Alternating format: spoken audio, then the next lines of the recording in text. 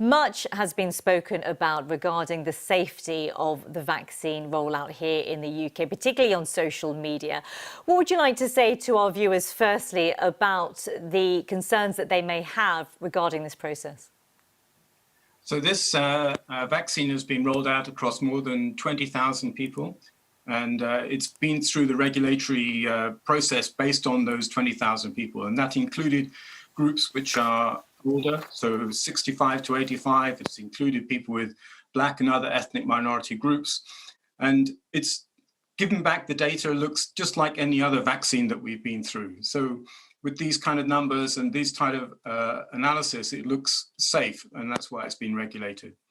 It takes years in a situation of this kind to get a vaccine, in a normal situation, I should say, to be approved. This has taken a matter of months. Is speed an issue here? So I think the actual time of the vaccination process has probably been pretty similar. What's being compressed is the regulatory delays. So normally you'd have to go through various stages and you're in the queue of people that might be interested. And in this case, we've given high priority and it's gone through much more quickly as a result of that priority, not because there's anything being missed out.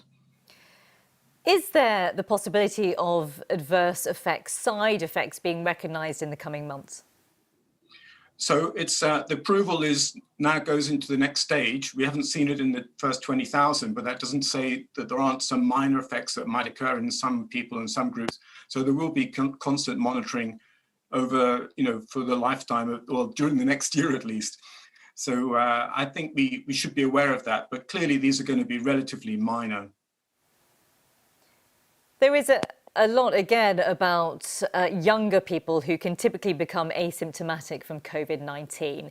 With that in mind, is it safer for them to get the virus rather than the vaccine itself? So, of course, there is less symptoms in the younger people, but actually they're not without symptoms. And some of these people may go on to get more severe inflammatory process or even potentially long COVID or other things. So personally, I think it's much better to get the vaccine. And of course, we don't know yet how long your immunity lasts. And it could be that the vaccine lasts longer than a natural infection. Yeah, how much do we know about the immunity? Because we don't know how long, but do we know how short? So obviously these vaccines are new and we haven't really had the time to explore how long they're going to last. It probably will mimic a natural infection. So we're talking months to years.